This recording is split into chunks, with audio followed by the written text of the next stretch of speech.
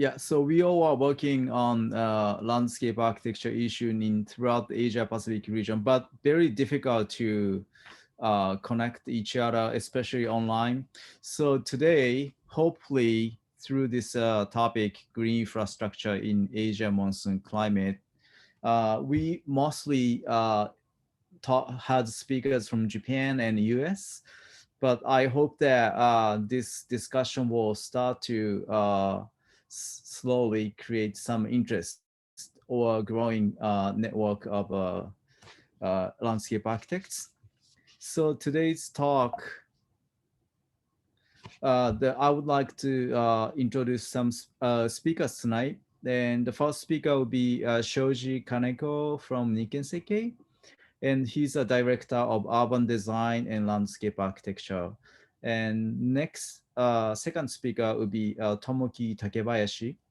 He's organizing the labs for Rainwater Society, as well as his landscape maintaining his landscape architecture practice TLA.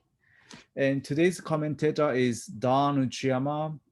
Many of you probably might heard of her name.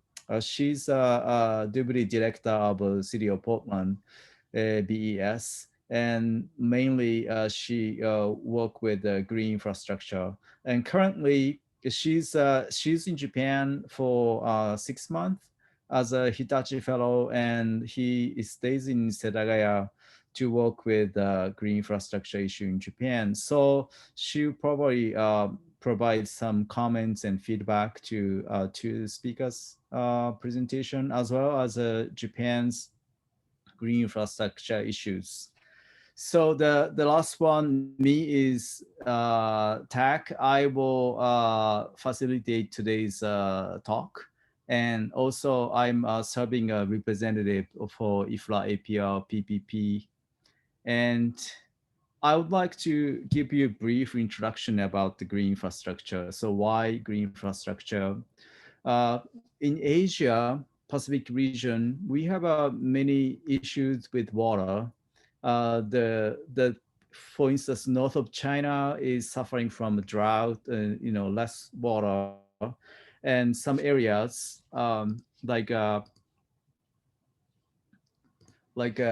the south part of Asia with suffering from the too much water, so and water pollution as well. So how do we work with all the issues? And this is not specific to Asia Pacific, but the worldwide climate change problems. But it's very severe issues in Asia Pacific region. So oh yeah, the one slide popped up. And specific to Japan, the urban flood and also the heat island effect is the huge issues for us. And in everyone in Japan is really suffering from this, and everyone has sort of the feeling about the how to, or we feeling the climate change in our everyday life, but we don't know how to solve this issue, or we don't know how to approach to this issue. So I don't think the green infrastructure can solve everything about the climate change, but I think it certainly contribute to some issues if we do it properly. So today's discussion really to talk about the not converting gray infrastructure to green infrastructure, but I think by using this concept of a green infrastructure, how do we create the sustainable and livable cities? And today's talk, really, Shoji will talk about urban regeneration, and Tomoki will talk about the river and connection with the people and water. And so that's how I'm very excited to have two very contrastive speakers to bring these issues. So like I repeating this specific context in Japan. So we are in a period to regenerate the city and infrastructure. So we live in a city with a little bit of green and road and the housing. But I think now we are very in the turning point to transform our cities back into green, or maybe more resilient city with the green and water circulation, and a lot of the issues can be solved together with the green infrastructure. So hopefully at the end of today's discussion, we can really have a good some keywords and views to this green infrastructure in Asia monsoon climate. So that's a brief introduction about the two speakers in Japan and why Dawn is here. I think Dawn, she will introduce herself later, but she's been working on green infrastructure for more than 20 years in city of Portland. And as many of you might know, city of Portland is one of the front runner city about the GI implementation. You can see everywhere filled with green street and rain garden and a lot of amazing GI implemented cities. But so how do we approach to that? I don't think she will speak about this today about in detail, but by seeing a lot about green infrastructure in US, I'm very curious about how she sees Japan right now and how she sees the possibility and the problem or issues for Japan as well. So please wait for her presentation at the very end. So that's a brief introduction to all of you today, and I'd like to ask Shoji to start with their presentation. So, Shoji Kaneko, start your presentation. Thank you.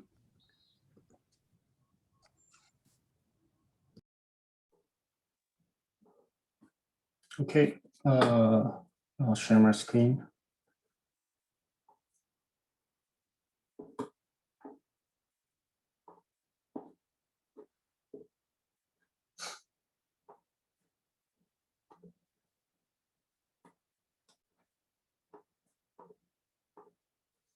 Okay, can you see my screen now? Okay, so thank you for having me today. My name is Shoji Kaneko. I'm a director of urban design and landscape division of a firm called Nikken Sekkei based in Tokyo. So I want to talk to you a little bit about Japanese case studies of urban regeneration and green infrastructure project that we are working on.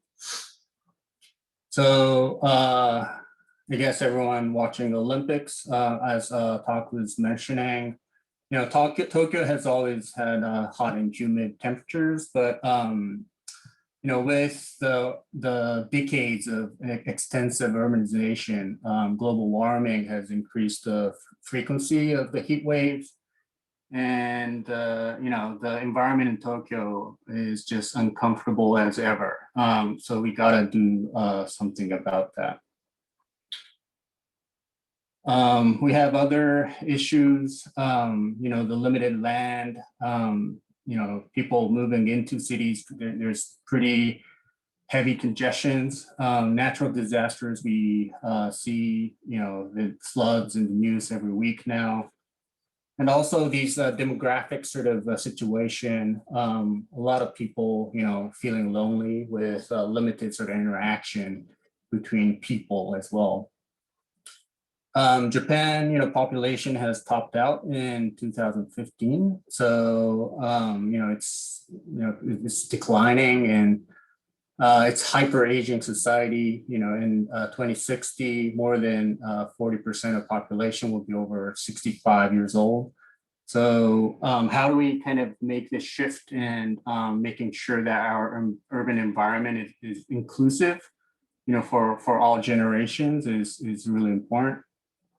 So these are all the reasons why we need to transform our cities, you know, from gray to green. You know, these sort of values that they give, you know, it's something that we landscape architects, you know, talk about, you know, every time when we work on projects. And we know that it's very difficult to measure or quantify, you know, these, but it is important to, like, you know, talk, you know, about these performative sort of values, you know, with our clients and stakeholders, so that, you know, we can actually implement them, like, through the project.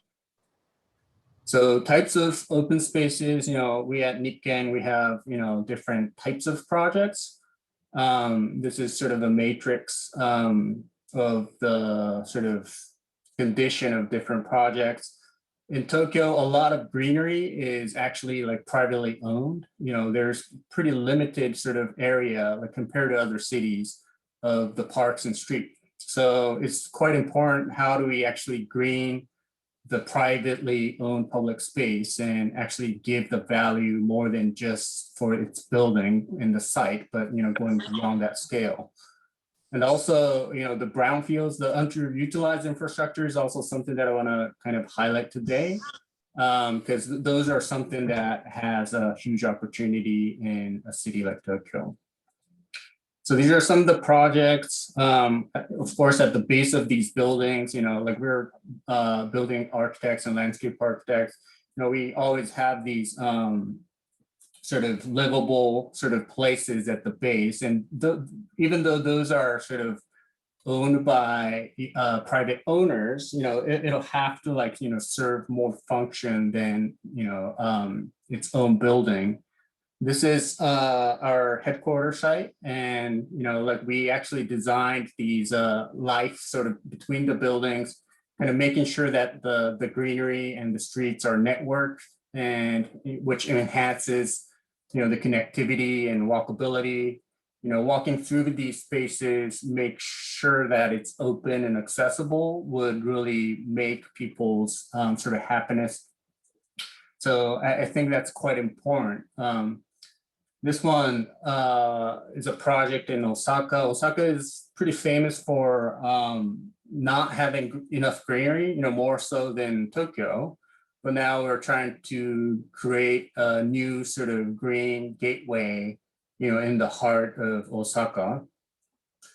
And, I guess I can't really get into the details, but I want to highlight the how we kind of situated these buildings.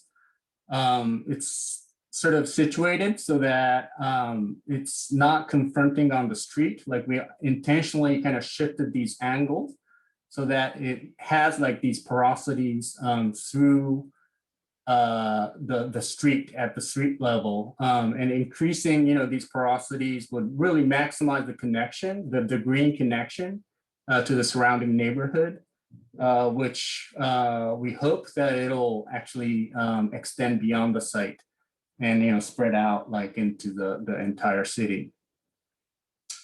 Talking about the building scale, there's a pretty significant sort of tradition in Japanese architecture trying to incorporate the nature into the building. So the concept of engawa, the threshold, and then the shake is like a framing of a view. Tsuboniwa is bringing the nature into the interior space. All those kind of concept of Japanese sort of garden. This one's sort of trying to say that the garden and the building architecture is always in harmony, sort of like trying to look our landscape from outside in, not only outside in, but also like inside out. So we always try to inherit these cultural concept of nature in these different urban projects. Of course, Japan has these beautiful 4 seasons, appreciating that. And sometimes we work on green facade for cooling the building, and sometimes appreciating the stormwater. This is a rain chain sort of concept, supporting the climbers to the vines to actually climb up, and reducing the ecological footprint of the building, and framing the garden view from the indoor space. This one I just wanted to bring up because it's quite an interesting sort of context. It's called a Miyaza Park in Shibuya. It's a rooftop park. It's a public park on top of a retail development. In a dense sort of environment, we kind of need to think about like how can we create these green environment, not just in horizontal plane, but perhaps like having these in a 3-dimensional sort of integrated way with building.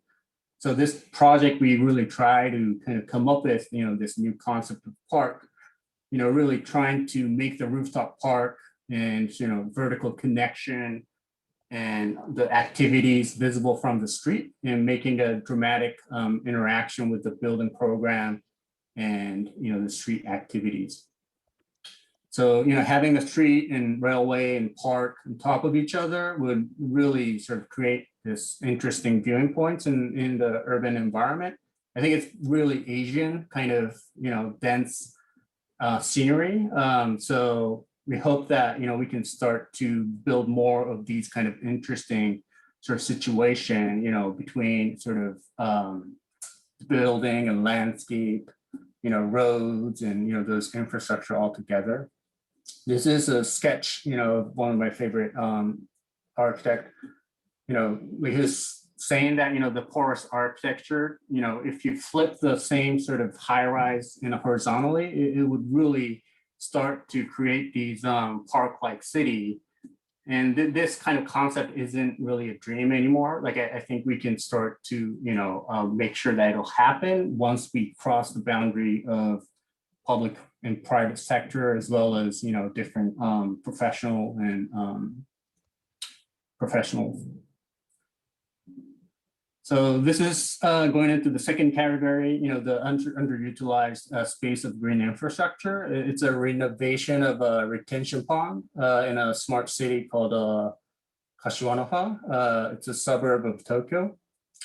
It's about 25 kilometers northeast of central Tokyo. And to give a little bit of context, it used to be a golf course owned by Mitsui Fudosan. It's one of the major developers in Japan. In 2004, the train line went through and with a station being built. So golf course wasn't viable enough, but instead, gave a huge opportunity for development. So in terms of hydrology, golf course was sort of acting as a huge sponge to deal with stormwater, but turning into urban development sort of necessitated, to have a retention pond in the middle of the site, which I'll talk about its transformation. So the city of Kashiwanoha, they have a vision of symbiotic, sort of environmental symbiotic city, a city for industry creation, and a city for health longevity. And over the past 10 years, after the rail line and the station opened, the area around the station was developed with mixed use programs such as office, universities, conference center, hotel, shopping malls, and residential towers. So it's really well sort of connected with these green walkable streets, already. The whole neighborhood has become popular for especially young families, to have a bit more relaxed sort of environment than the central Tokyo. So in 2014, we were asked to work on urban design guidelines for its second phase, which is sort of circled in red. It's a 25-hectare site with a retention pond in the middle. And we drew this master plan with the hope to support, their sustainable and healthy lifestyle vision. So in the end, our work turned into sort of a set of regulatory guidelines, actually. Well, we actually worked with a team from Portland, called ZGF Architects on this project in an early phase, which might be something we can kind of highlight later on. But after the project, the client came to me and asked, what to do with this pond, so there's a guideline, but how can we actually make this into a community asset? And there was no development around it yet, but making sure that this becomes a public asset would attract people coming in, living and working. So I guess our team really thought about how do we turn this into attractive public open space. And of course city was quite reluctant to open up this and to the public. they're concerned with safety and maintenance, and it's a usual case. But what's kind of special about this context is that they have an organization called UDC, which sort of act as a glue between public, private, and academic sort of sectors. When working on public spaces, things gets negotiated and built like in silos, especially in Japanese context, perhaps in other cities. So building a strong governance structure was important, and this is a pretty rare case still, like in Japan, where like this kind of organization is set up, so that we as landscape architect could sort of bring sort of ideas onto the table where both the city and the private developers are all on the same table. So we started from spreading this slogan, from inaccessible pond to public hotspot, rather than serving a single function, of retaining water, to something that, serves more to people and nature. And, to sort of kind of bring people's attention, like the city was saying that it is okay to beautify it, but they were against the idea of allowing people to go beyond the fence line. But we kind of had a lot of debate and ended up with opening it up. And in the end, we said that by having this public sort of amenity, not just this developer, but the city would actually gain something from it, so, we kind of like had conversation, how can we make this a win-win situation for both? So speaking of design, we sort of limited the gate to actually get into the pond to like 6 points for easier control of security. We built like terraces and viewing decks in front of this new, like a bookstore called T-Site, and created the stage and a fountain. We also sort of built bridge to go across at the base of the pond. And there's like a double loop, both at the street level and also at the base of the lake, so that it's sort of a double loop, which are connected with these multiple stairs and slopes and so on. So this is our concept was really trying to give different sort of perspectives and experience from everywhere around the lake or the pond. It's kind of this Japanese garden concept. And making sure that bringing the nature up from the pond, but like bringing sort of people's activity down onto the water, and really providing a seamless connection without these physical boundaries. And so that it really brings different activities at different levels, and trying to set up a unique visual identity, trying to create something using wood, for people to sit, where it doesn't get submerged in the water. All the sort of hillside in the bottom, we get submerged. So we use pretty simple concrete seats and stairs. So this is what it used to look like. And this is, after it got built. So we made sure that, people's visibility is ensured, through these fall protection. So it's designed to really maximize the transparency, bringing people's kind of eye level up, so that we created these seating higher than usual. And then at the hillside, we created these more sort of personal scale, human scale environment surrounded with lush sort of vegetation. That's quite simple, but something that sort of fits into the context.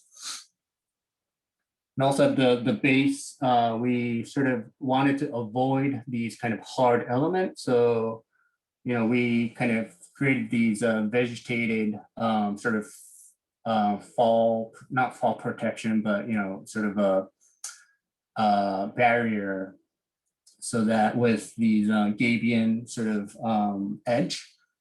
So the depth of water is roughly at 80 centimeter, but like it's safe enough with that sort of natural kind of fall protection. So we came up with like some signage to be implemented. And we have these like gate signs, at those like 6 gate entries. It'll get blinked when the water level actually rises for caution. These are some renderings at night, highlighting design elements with linear LEDs, and trying to sort of minimize the lighting level just enough for people to be able to see each other and safely hang out on different levels of the slope. And after a rain event, of course, the water fills up and the walkway at the bottom gets submerged in the water. It goes up to roughly 4 meters or 5 meters in a 50-year storm event. Ducks, would evacuate on the terrace. This is a cleaning event organized by the city. What's pretty impressive is that, even the local volunteers, come out and help the city sort of clean up. And, the reason why, this happens is, they kind of start to take ownership of these public spaces because they want to use it as their own sort of garden, for daily use, as well as a venue for fun activities to happen.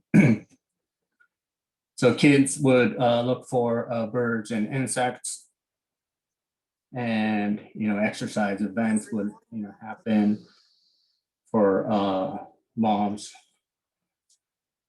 And yeah, it's really becoming part of people's daily life. Also works for various events. This is an art night with floating lanterns. And kids enjoying fireworks in summer. And the terrace and then the stage that we built is being used for amphitheater. This is a cinema event at night. Or it gets used for playing music on the stage, on the water.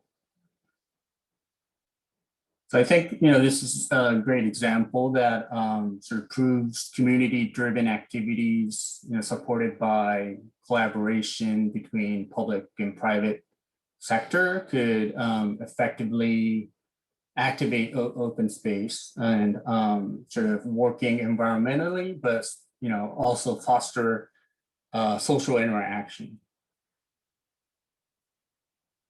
So these gray infrastructure in our cities, especially in Japan, that was built like mostly like in 60s, 70s, are now like in the generation of renewing.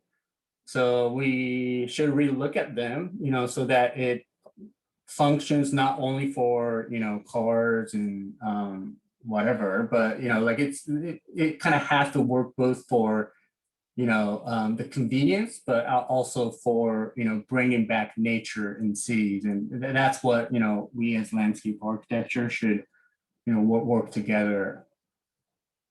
So I guess, whether it's in Japan or other countries in Pacific, the Asian Pacific, monsoon climate, we have to deal with water a lot. So sort of finding these common sort of opportunities, it's pretty exciting, era to work on these. And hopefully, we can work together to regenerate, these urban environment and make it more livable and resilient for our next generations. So thank you. That is it. Thank you, Shoji, for the great and short presentation. So let's move on to Tomoki's presentation. So Tomoki, please prepare for your presentation. Yes.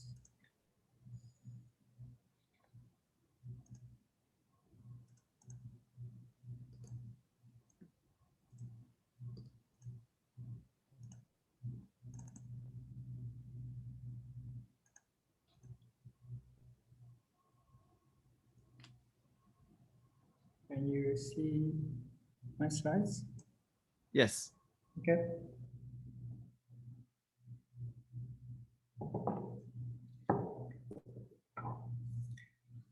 So, good evening, everyone.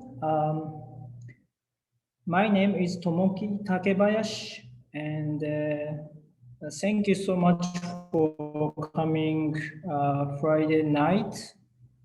And thank you for Fukuoka Sensei for introduction, lovely introduction for the topic. And today, today's my talk title is Small GI to Watershed with Citizen. I'd like to share how I and my colleagues tries to implement small GI and other related activities on a watershed scale and what we learned from that in Fukuoka City. Also, one of the program in Fukuoka project scaled internationally and applied at World Bank Group's educational program.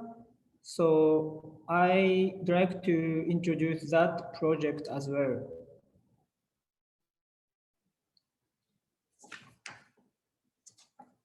This is the title and intention of our project in He River.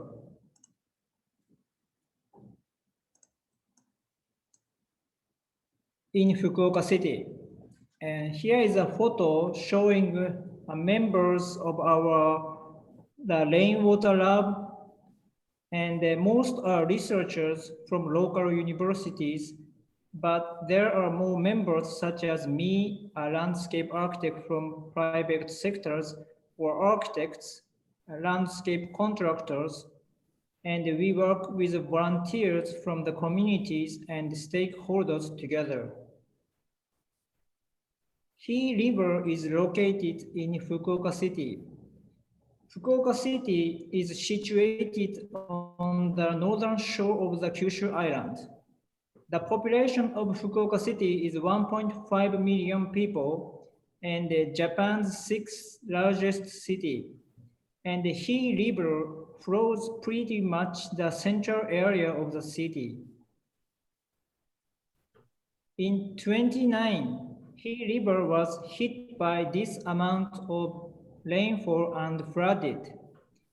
The rainfall started and continued from 5 to 8 at evening, and it got 198 millimeter total amount, and the maximum rainfall is 106 millimeter per hour. So you can imagine how heavy the rain was.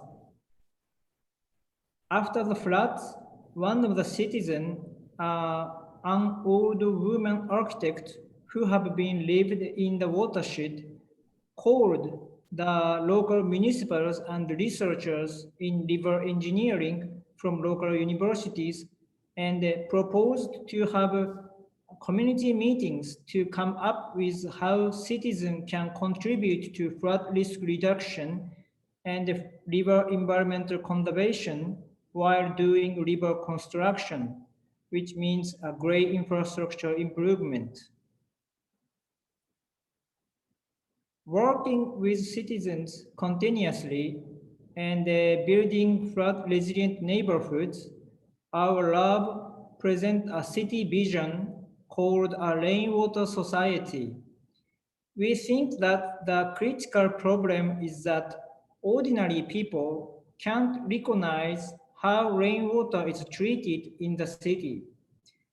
In the current modern sewage infrastructure, rainwater is disappearing to underground. This thus rainwater kept away from people, and the people cannot interact with water.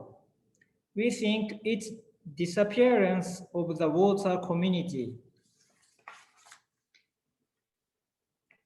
So our vision is to treat rainwater near where it drops and store, infiltrate, and recognize the harmony with water and greenery. Based on this vision, our labs implemented small green infrastructure to watershed. The common keywords are flood control, water utilization, emergency water, attractiveness, and the cost, and the maintenance/management, and the co-creation. I'd like to introduce one small green infrastructure that was implemented in outdoor space of a cafe and rental space building. One of the features of our project is our lab don't have the site to implement. So we have to dive in communities and find the site and implement GI. Here, the cafe owner originally was thinking to renovate outdoor space with wood deck, and after he became interested in the visions and our lab's activities, he proposed to incorporate rain gardens, permeable parking to renovation construction. Since our lab think it is important to co-creation, important to do co-creation in the process of design development and construction, a lot of cafe communities members joined that process. This is the design plan we came up with, and these photos are current situations. After the construction,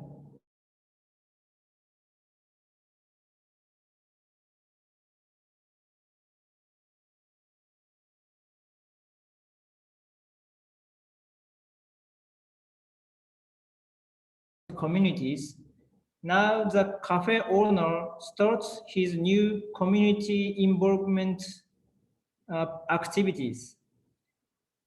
And he finally changed his cafe name and put his He River in the name. So that was very impressive. After the implementation, we surveyed and verified the function of flood control, and it has been functioned quite well. Before implementation, 97% of rainfall was outflowed. Now it became only 46%. The implementation cost became inexpensive. Cost of rainwater treatment per 1 cubic meter is 840 US dollars, which is quite lower comparing to having a large-scale gray infrastructure storage. Not only implementing rain gardens, our labs have experimented multifaceted and multi-layered devices such as Amamizu Ranger Show, Amamizu Truck, a PR brochure, and workshops.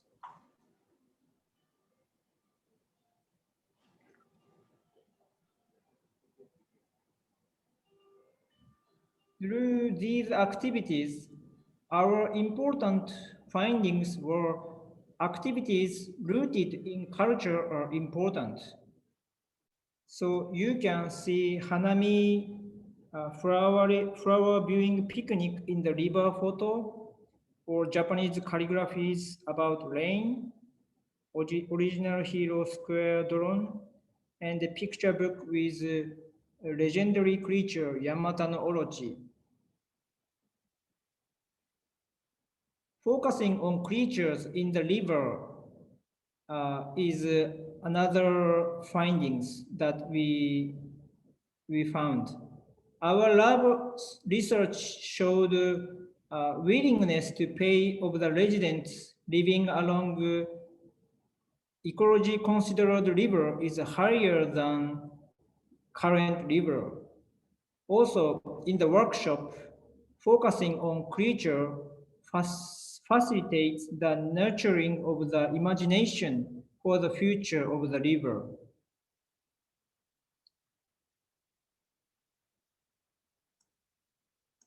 Low threshold activities that anyone can easily participate in was also important. So we annually having the event to celebrate our rainwater network communities on July 7th, and the monthly having Hikawa Walk event, and let neighborhood people be familiar with the river. Also, we host a rainwater coordinator training mini studio for city planning / design professionals and stakeholders. This mini studio program was developed to World Bank's group's educational program, which was held in Tokyo 2019. So I'd like to introduce this program from this slide. This is mini studio process.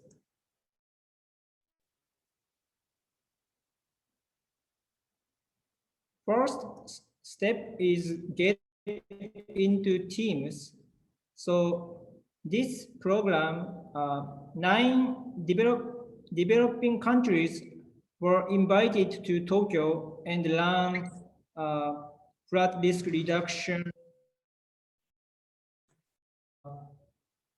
So 9 groups, I invited 9 to 10 professionals from various disciplines, such as landscape architects, river engineering, hydrologists, landscape ecology, and civil engineering. These coordinators join each group and doing studio with from 9 developing countries. Sites are in Tokyo, like Mukojima or Skytree area or Ryogoku area. And the second step is to explore neighborhoods. Third step was to develop a proposal for flood resilience process, including design and calculation sessions.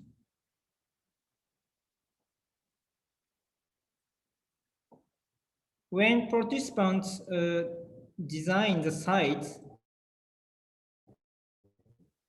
we is a 75 millimeter per hour rainfall. This is still very heavy rain. Like this, it's very heavy rain, and so it's challenging studio. And for participants, we present the basic concept of rainwater management capacity of the site, from like asphalt to deciduous tree forest.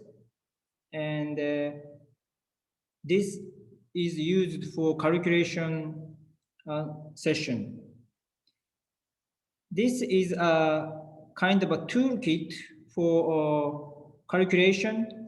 So based on the research and site conditions, we set these basic solutions to use for their design. 4 steps is to share your team's ideas. Like this. This is a presentation by Vietnam team, and other groups listened to their presentation. This is outcomes examples. One group is tackling urban block in Mukojima, and they come up with like this beautiful rainwater harvesting terraces and sunken squares, and also permeable pavements. Other groups were tackled to elementary school, and they came up with a kids learning program related to implementing green infrastructure. Overall, I set up problems and challenges that we did in Fukuoka, and here are some problems and challenges. First is GI implementation and verification by setting model areas. So setting model areas would be first steps or next steps to do to promote green infrastructure. Second is to develop guidelines and standards suitable for regions. So each country, they have different climate conditions and site conditions. So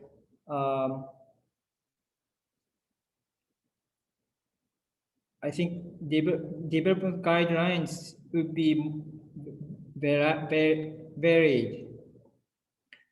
Third thing is obtaining cooperation of private businesses and stakeholders. So by doing this, in order to do this, policies regarding regulation and guidance measures are important. Final slide is opportunities. By doing Fukuoka project and the World Bank Studio project, we think a comprehensive approach to rainwater is very important for urban policy under climate change. And the second thing is green infrastructure can break the barriers by collaborations. There are barriers among among disciplines such as architecture, landscape architecture, city planning, civil engineering, ecology, and also there are barriers among public sectors and private sectors. There are another barriers among in public sectors like park department or sewage department or building department, healthy department. And there are many barriers, but by collaborations and thinking green infrastructure as a medium, I think we might be able to come up with solutions and breaking the barriers. And the final is beyond flood risk reduction. As I introduced in Fukuoka project, there are many community members joined that project. And one of the key person named Fuji-san, he is a retired older man, and after joining our project, he's very active and doing implementing green infrastructure becomes a life work of his kind of second life. So I think beyond flood risk reductions, GI could be like humans' happiness activity and so on. Thank you. And please find the website of the Labs for Rainwater Society, and also Ministry Handbook is downloadable. So enjoy that site and the book. Thank you so much. Thank you, Tomoki. And could you also please try to the copy and paste the last link into the message so Okay. that everyone can click later on. Okay. So thank you for wonderful presentation. So now we finished the two speakers from Japan about the very contrastive green infrastructure implementation. But now, I shouldn't say alien, but as a international, from international perspective, from the city of Portland, so Don Uchiyama will give the comments on some presentation. So Don, please start. Great, thank you, Tech. And thank you so much, Shoji and Tomo, for wonderful presentations. I'm so heartened to learn about your work. And thank you to everyone for joining us on a Friday night, as we've acknowledged. We've got the kind of the hardcore green infrastructure fans here, and I'm really happy to be here with you this evening. So I have just a few slides, and we'd like to open it up for questions and discussion when I'm finished with my comments.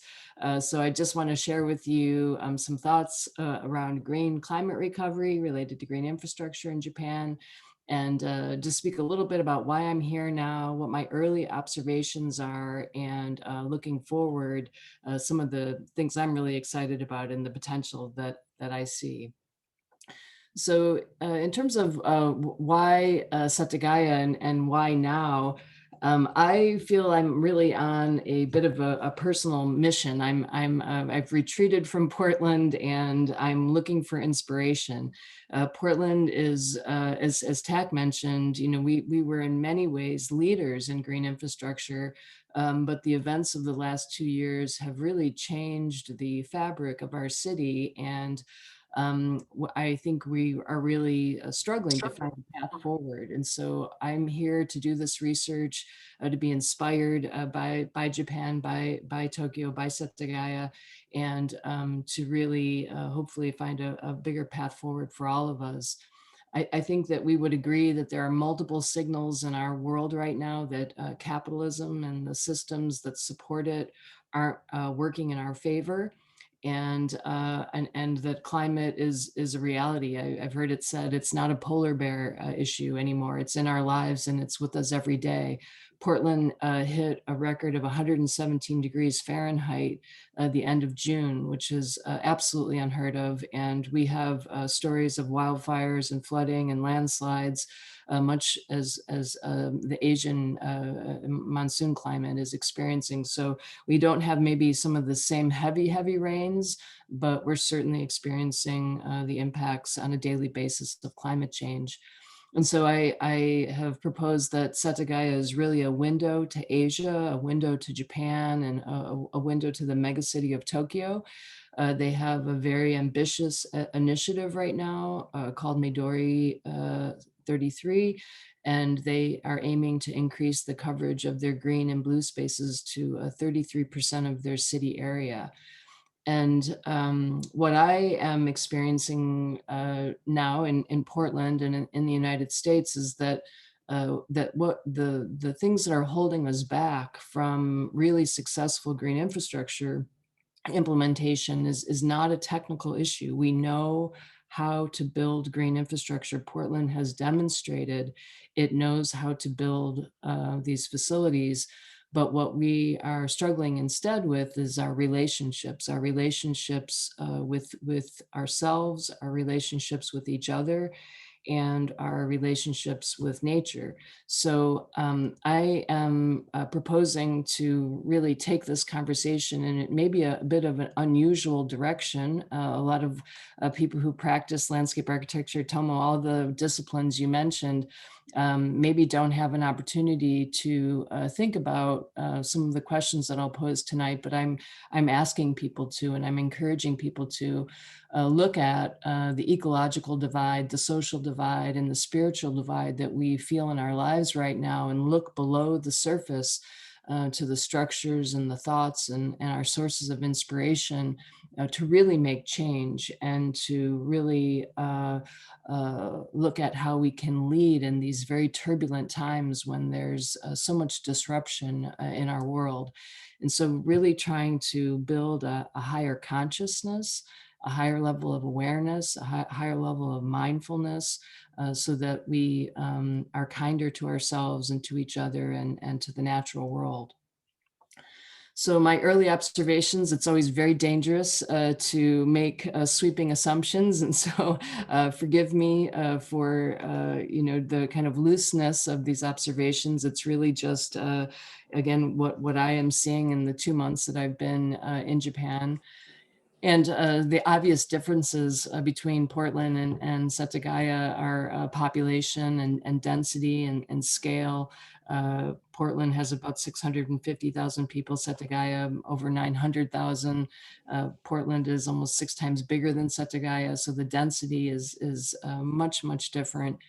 We have a lot of open space, a lot of undeveloped areas, and we've got a lot of green space, and we kind of take that for granted. So it's a really different working environment.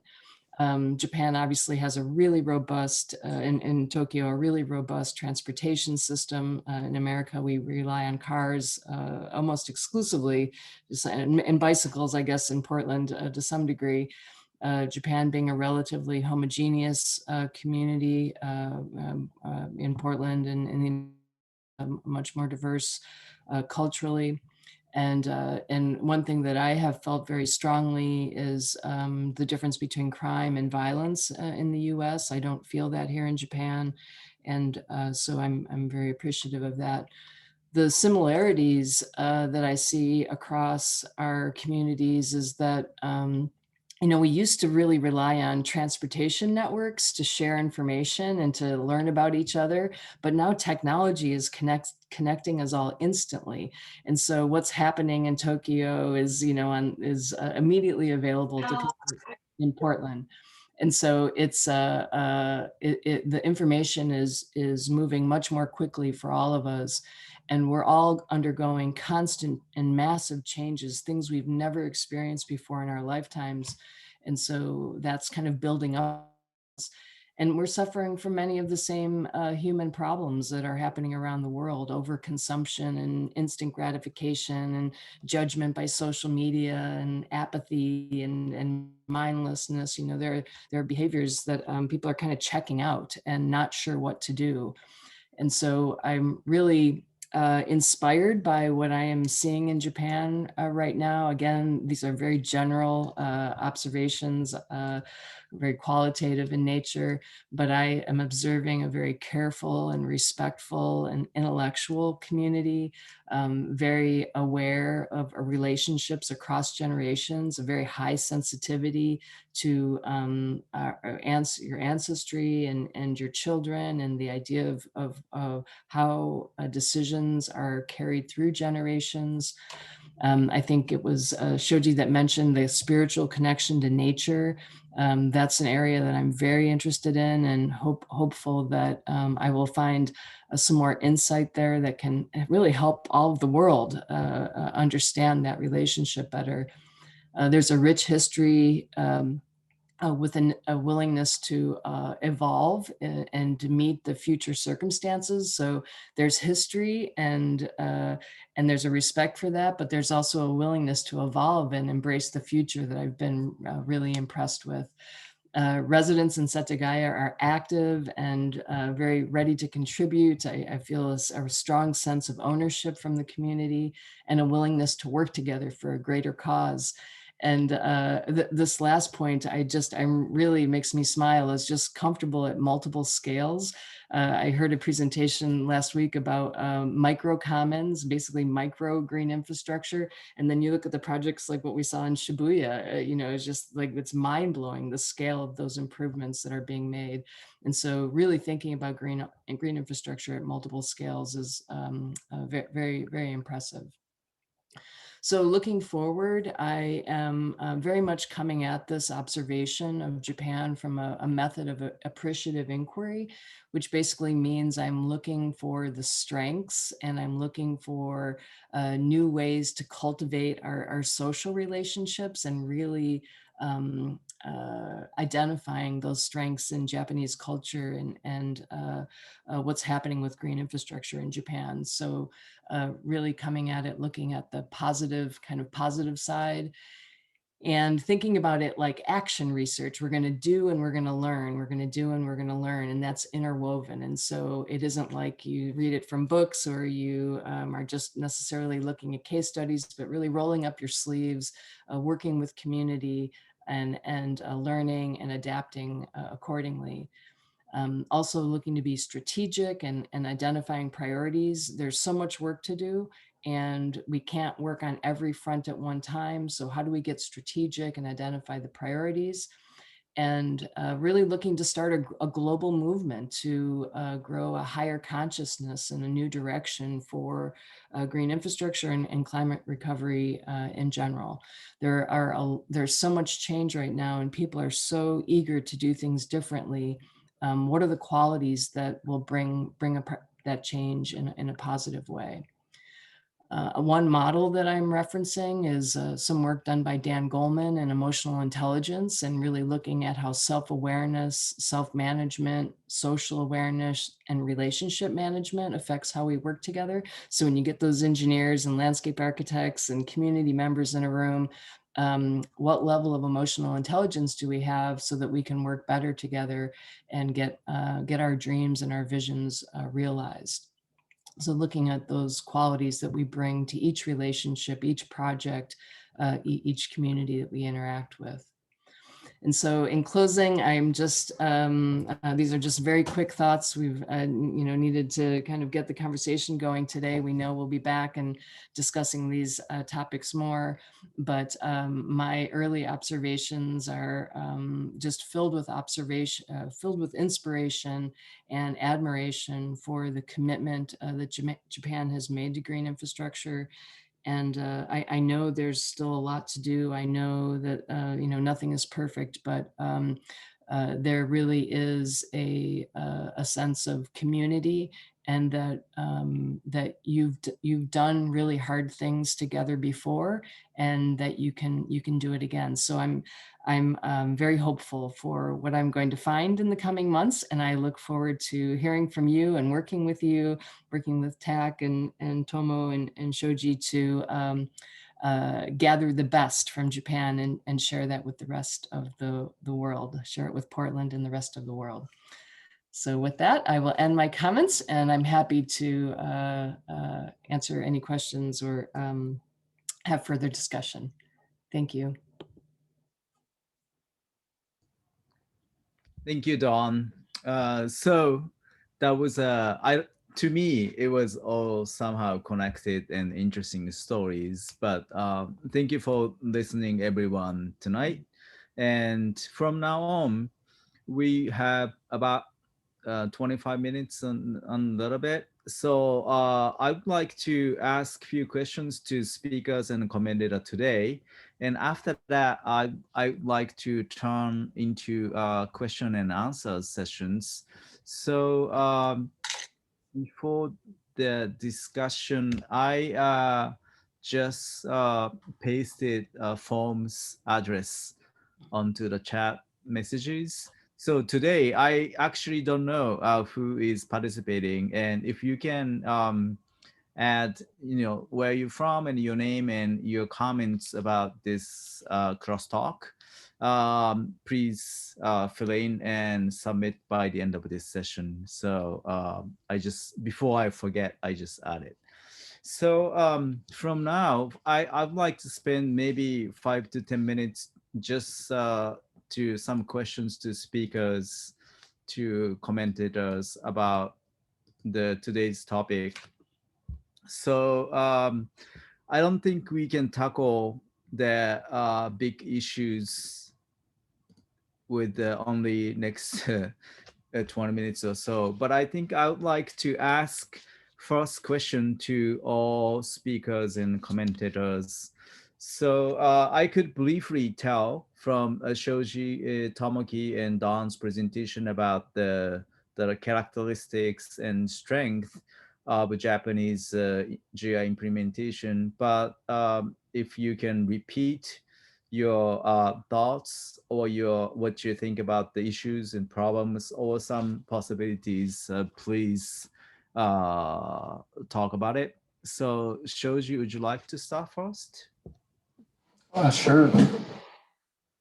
So what are the strengths and also weakness as well of Japanese green infrastructure? I think Japan still is in the process of actually realizing what they have lost over the past like 20 or 30 years, maybe.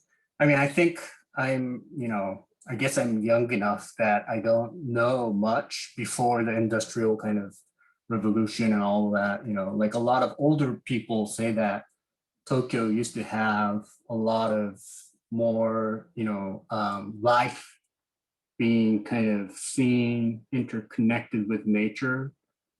But obviously after 60s,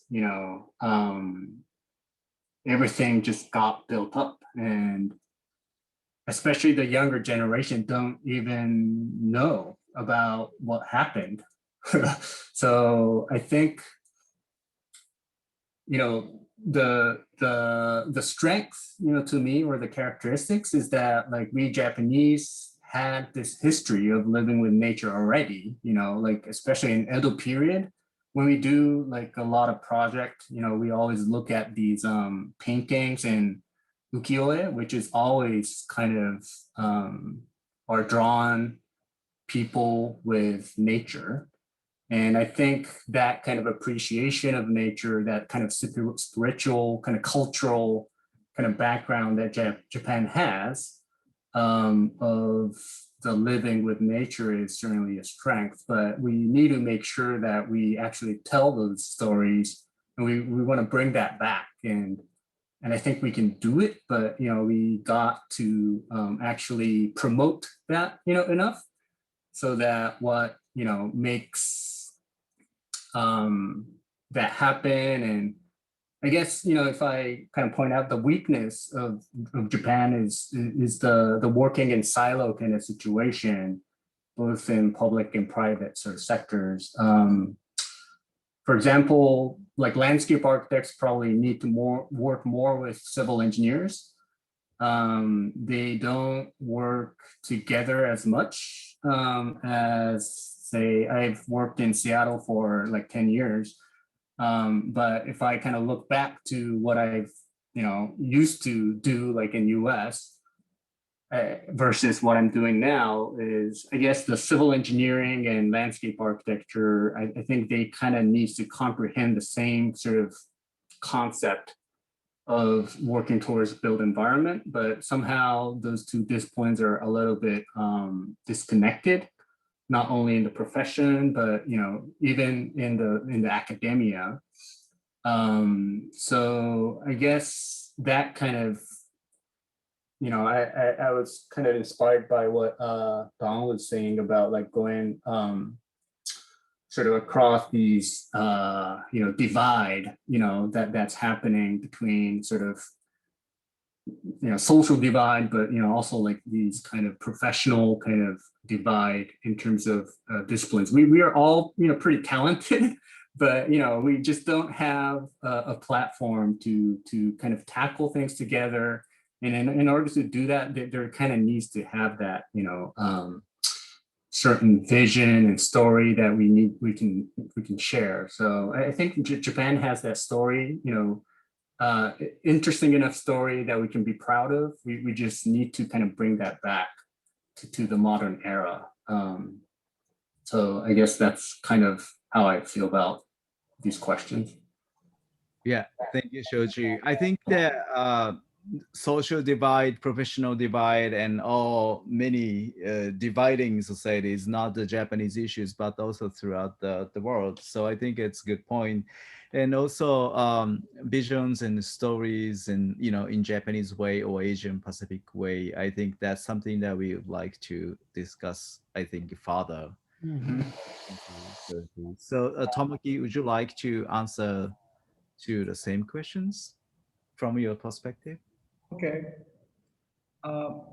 My answer to first question would be relating to a relationship across generations in Japan. Can I share my slide again? Sure, of course. Let me close my slides. Hold on.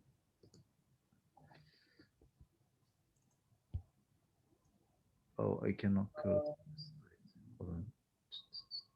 So I showed Hikawa Terrace project in the presentation, and here there is a interesting device which is hold on.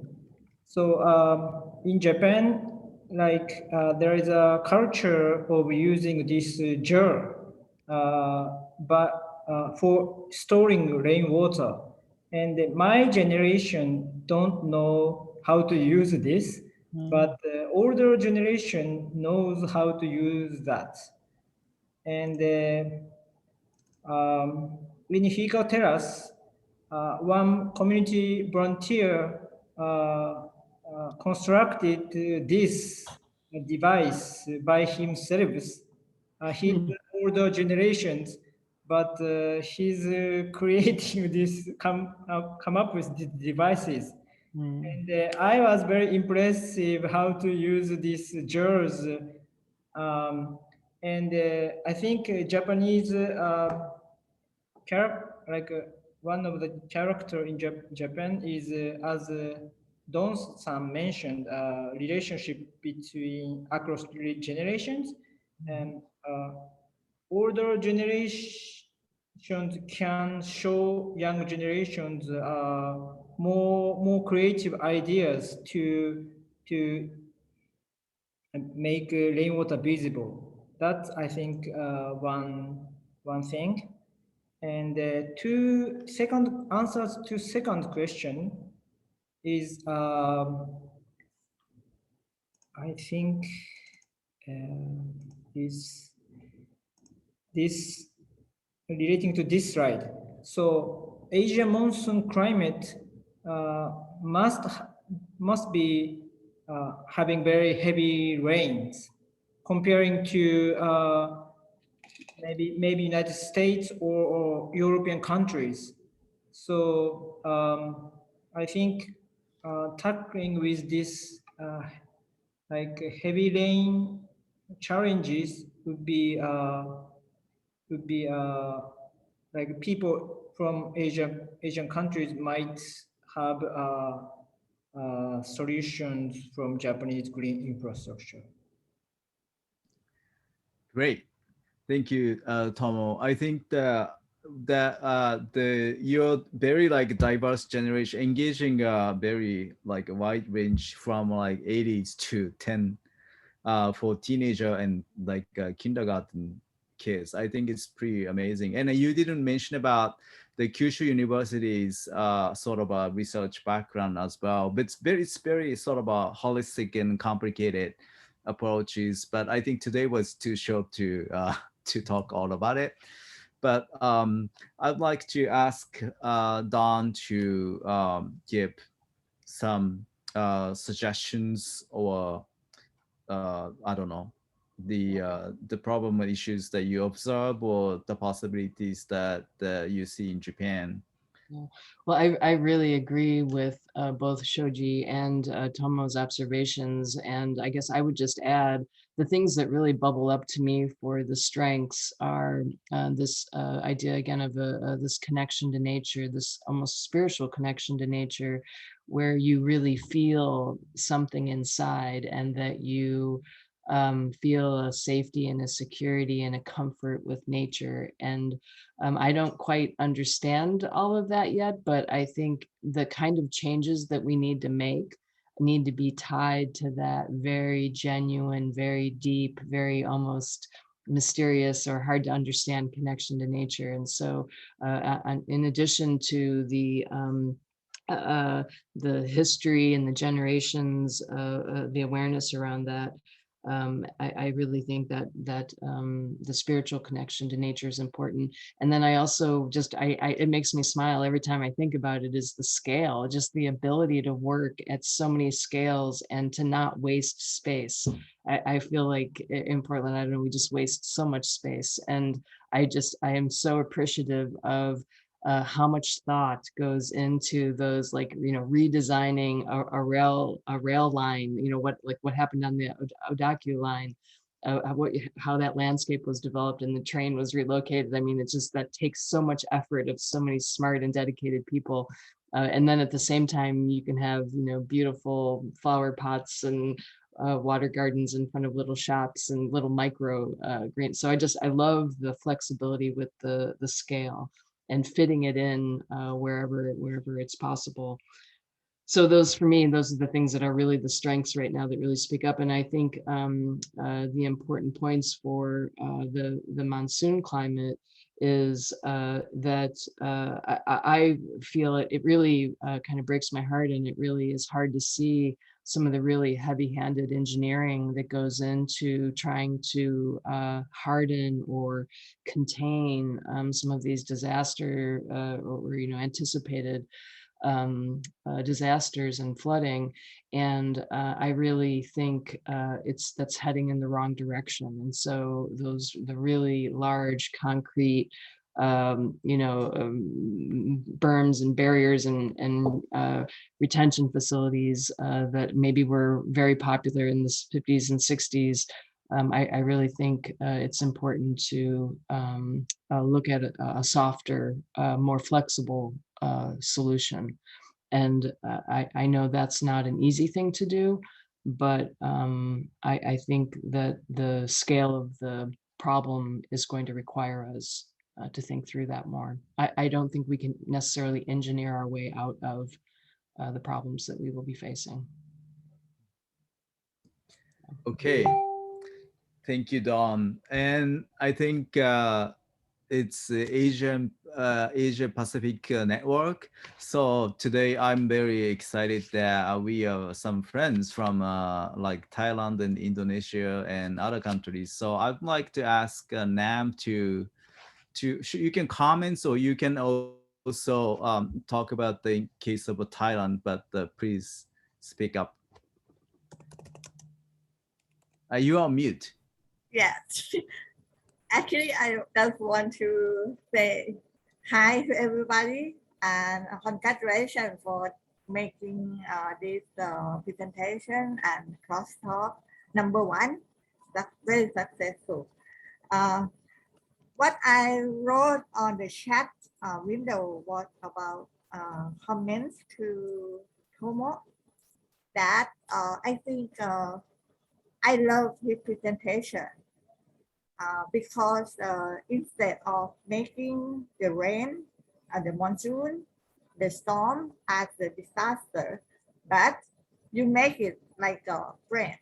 You make use of you harvesting the rain, you make the paved permeable, you collect some water, and I think I can see some of your activity photos which are like children playing with water and people enjoy, and you also add some example about the the active senior citizen that they enjoy doing kind of green infrastructure activity like rain harvesting and so on. So I think this is so it's uncomparable in Thailand actually, because for example, Kochakon, she would like to harvest some water. She would like to prevent some to help the city urban flooding, something like that, and try to collect some water, try to reduce the number of waters, but it's not very successful. I mean, it's regarding to the acceptance from the people. So I think this is very important, how to not to educate, but to inform people, not afraid of that. And after the rain, you will see the sunshine. And after the rain, you will see some many biodiversity and also animals, birds, and grasshopper, and many things. So I think this is very nice. I love it. That's all. It's not a question, it's only comment. Thank you very much. Thank you, Nam from Thailand. So next, I would like to ask Leza from Indonesia if she is available. Hello. Yeah. Good evening, everybody. And I really enjoy the conversation, and also all the presenter have already present very wonderful idea, and also it's really update with the recent condition. And maybe I will try to make it short for all the presenter. I just wondering that by your idea that we've been watched along this session, is there any consideration for your design or your idea about GI and also SDGs, considering the 4 season in Japan? Because when I was studying in Japan, my professor always told me that the differences between tropic and subtropical countries, you have to think different perception and different condition, different environment, and also culture on it. So just wondering how the environment, I mean the subtropic environment will be the key factor of all the ideas that you present in this evening. I think that's all. Thank you for the time. Thank you, Reza. So Tomo, would you like to answer Reza's questions? The difference between subtropic and tropic, and what to be conscious. I mean, you did the workshop for the World Bank, and I don't know what's your impression, because you had a participant from Iran or Malaysia and other countries. And I think originally they came to Japan to learn like hard solution, but I heard that later on that they got very interested in implementing green infrastructure instead of a gray one that Japan tried to export. So I don't know. It may be a difficult question, but I think if you want to comment something on it. I think from my experience, where these days countries from tropical climates, even it's developing countries, they have very unique construction materials regarding rainwater capture or rainwater barrier, or so I think it's difficult question and difficult to answer, but they tropical countries must have a unique culture and materials that treat rainwater compared to subtropical countries. So those might be the hint to come up with very unique design ideas.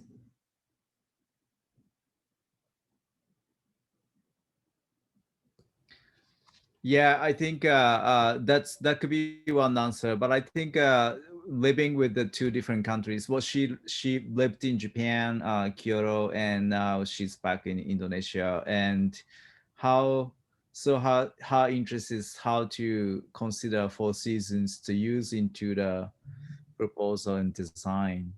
I think that's I think very like basic, could be basic thing, but I think it's easy to say like Asia monsoon climate, but now I'm just kind of thinking that each country should have a very contextual way to engage green infrastructure and then bring into the design. So today, I think there was not so much focus on Four Seasons, but I think I don't know. I think I would just like to ask you back, be experiencing two different countries in subtropic and tropic. So what do you consider when you're back in Indonesia? So what do you see, or what the issues that you really have to think about first? Is it because Indonesia is really like a developing countries and building a lot of new cities? So I'm wondering, how do you feel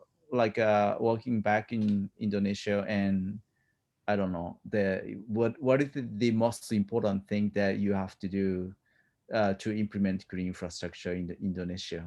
So I will kind of like turn the ball back to you. Well, actually, nowadays development not just thinking about the the two season or some season, but as a down presentation also I saw about SDGs.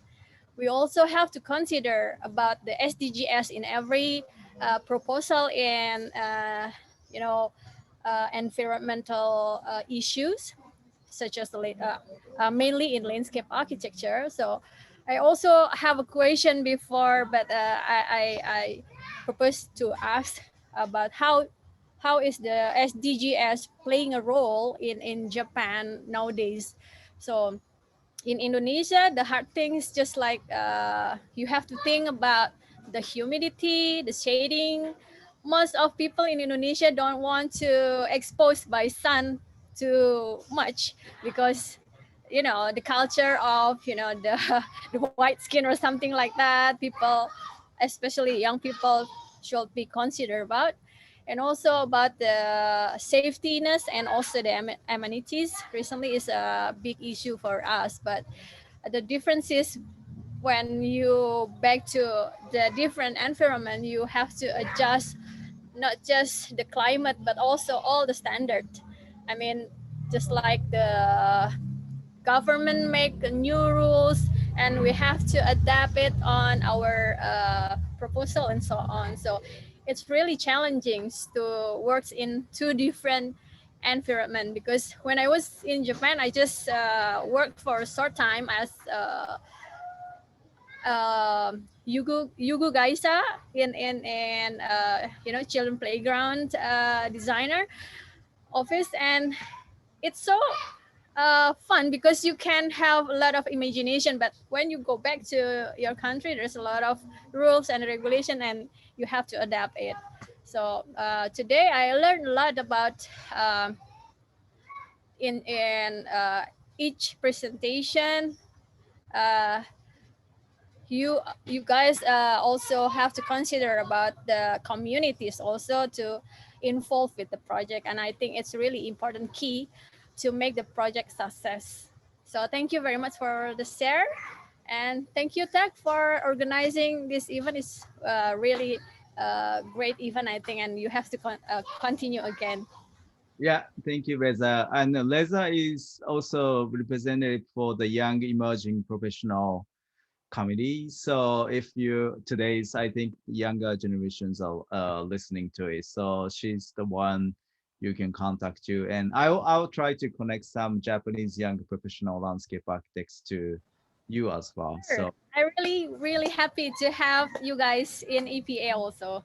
yeah, okay, thank you, Weather. And now I think it's a little bit passing the expected time to finish, but it's just a rare opportunity. So if your time allows a little bit, I'd like to get some questions from audience, and I can translate into to Donson to from Japanese to English. So if you would like to speak in Japanese question, that's okay. And also all of us are pretty much Japanese speaking, so we can questions we can answer in Japanese as well. So もし何か今聞きたいご質問があれば、日本語でも英語でも構いませんので、ぜひお願いしたいと思いますけれども、どうでしょうか。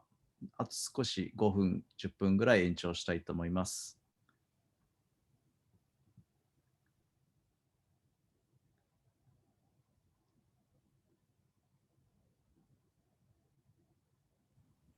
I saw Misato.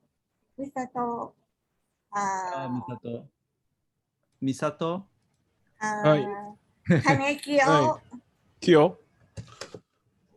And I think I saw Hajime Matt. I want Nam-san. to see you. Yeah. Thank you for participation. And I have to say thank you very much for three presentator. Yeah, this is a very good opportunity to cross talk each different country and different generation. So please keep in touch, and thank you very much for Taku today's coordinate. Yeah, thank you. Okay, and Hajime Matsushima sensei. Yes. Good evening, everyone. Good to see you again now. How are you? Could you hear me? Yes. Okay, thank you. And Don, do you remember me? We met almost 6 years ago in Portland. Thank you for your presentation today. And I'm so sorry today. I'm delayed to join this meeting, and I just listened the last part of Don's presentations. So it's hard to comment anything, but the monsoon, Asian monsoon is very interesting issues for me, because I live in Sapporo, the north part of Japan. We have a heavy snow falling in winter time. So in case of Japan, we have many different climate. Like Sapporo, it's almost cold temperatures and cold regions. And we also have Okinawa area is a subtropical city. So it's hard to say. Yeah, it's very interesting for me, and it's a big issue also for us. So anyway, thank you for your presentation, and good to see you. And Don, are you in Japan now? I am. Yes, I'm in Tokyo. Yeah. Okay, thank you. And I hope to make it to Sapporo before I go home. So yeah, of course. I hope so. Yeah, if you have a chance. Yes, thank you. Thank you. So thank you, Matsushima-san. And is there any other questions that you would like to ask? I think I see Yuta tonight. He just came back from US. So Yuta, if you have any questions, please.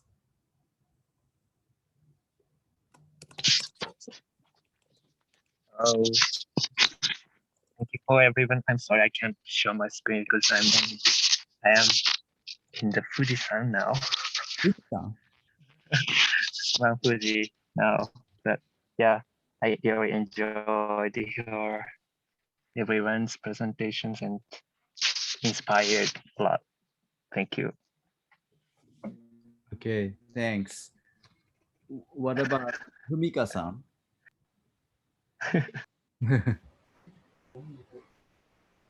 Hi. Can you hear me?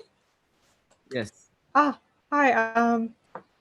Thank you for the interesting talk. I've been just listening to your talk and also like working at the same time. So I cannot make like very deep comments, but it's really important to think about like green infrastructure, especially in this like country, because we have a lot of rain.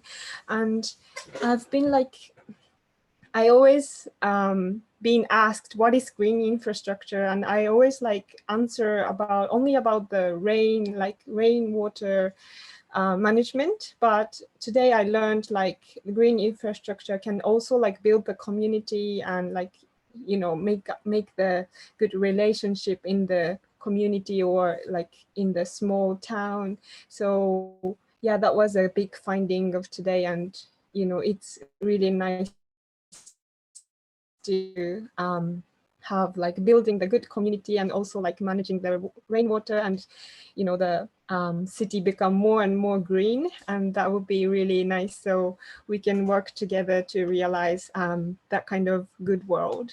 Thank you so much for presentations. Thank you. Thank you, Humika-san. So therefore, later I wanted to introduce Yuta and Humika-san, but I will introduce later on in email. So is there any other questions? もし質問があれば、最後にお願いします。大丈夫かな？ Okay, so 10 minutes passed from expected the finishing time. So for now, I'd like to close first the IFLA APR the PPP crosstalk, the very first one. And we are hoping that we will host this every month. But each time, the next topic will be a landscape architect without border working group will present sea level rise and landscape architects, especially in Palau Island with the Kio. And third one would be young emerging professional. The Leza from Indonesia is the representative for that committee, and I think many young talented landscape architects would love to, I think, participate for that. So please keep watch eyes on us, and I will try to get in touch with you. So for that, the Nam-san said can't access to the form, but let me try.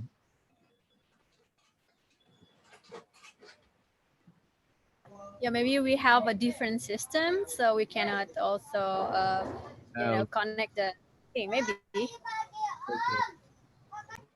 Yeah. So I think if not, we will pass the ads and information to the IFLA APR website, and I hope to edit this the video to watchable. So I'd like to provide that as well in the future. So thank you for participating tonight out of a busy fun Friday night. But also thank you Shoji and Tomo and Don for your time and wonderful presentation. So that's the end of our first crosstalk. So thank you everyone for participating. Thank you. Thank you. Thank you. Thank you, Jack. Good to see everyone. Take good care. Thank you. Thank you. I think that there are a lot of people I didn't know, but the Shoji, were there any colleagues from your office? Yeah, I think yeah, there were probably like 20 or so colleagues. So Bella, the Menti, I don't know, but I think where are you from? Oh, I'm from Indonesia. Okay, so how did you know? Yeah. Did you get information from IFLA APR email or? No, I got information from Reza. She's my colleague. Okay. We come from the same university. Okay, thank you Yeah, for. but yeah, I really enjoyed the two presenter. Unfortunately, I cannot open the link to fill in the form. Okay. Okay, I think I will contact you through Reza. All right. Thank you so much. Yeah, thank you. Looking forward for the next talk. Yeah. So, Kanekio-san.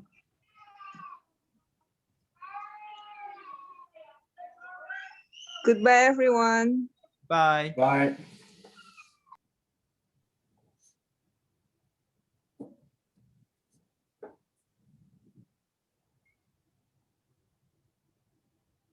Nakajima-kun, Nakajima-san. 中島さんはうちの中島さんですね。なるほどな。